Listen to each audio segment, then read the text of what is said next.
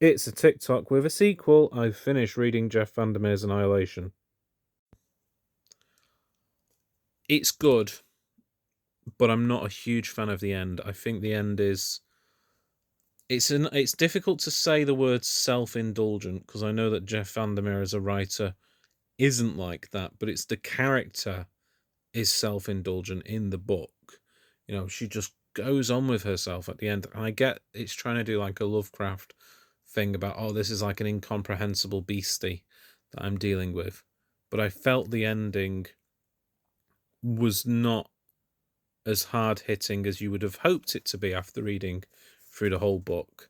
Like the end felt quite dragged out, really. The beginning, very good.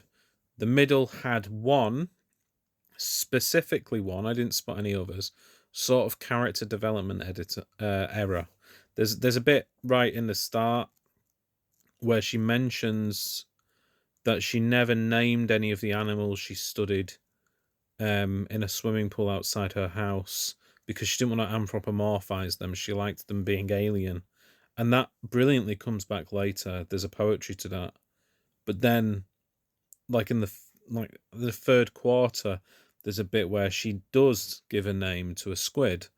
And sure, she's in college by that point.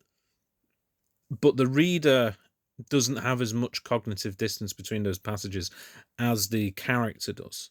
So it's jarring for us, even though there might have been this point of she's changed her mind about that sensibility. Later on, she's decided she can name animals. It just didn't work for me, that point, and it really threw me out of the story, ironically, because the rest of the story makes perfect sense and works really well. So that one error kind of destabilized it. Other than that, pretty good. Very good book. The characters are fun. I do think the protagonist sometimes goes on with herself a bit, not just at the end, but in the middle as well. Not so much in the beginning, but in the middle, she's kind of just relaying things from her past and then talking about what might happen. And she's not really in the moment at all, which is a bit jarring if it's a first-person narrative, which is what it is. But it does use the first person pretty well later on. In a kind of admittedly predictable way, but it does work. Like, the setup is unavoidable. You know that she's going out into this Area X, and you're probably reading her field notes. So there's points where you think, oh, she's going on a bit, considering these are field notes that she's meant to be writing while something's pursuing her. This is quite heavy and syrupy and poetic, whereas I would be just writing in my journal, there's a creature, but maybe that's just me. But yeah, good book.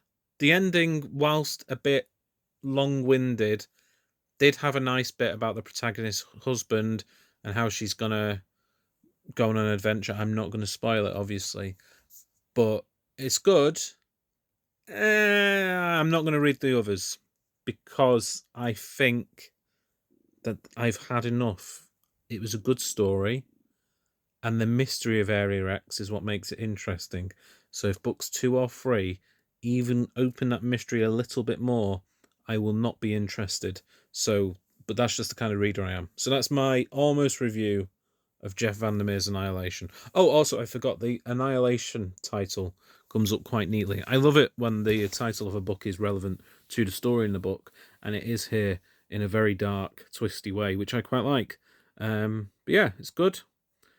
There's a bit in the beginning about a hypnotist, which sort of feels like it's been abandoned, but it does come back later.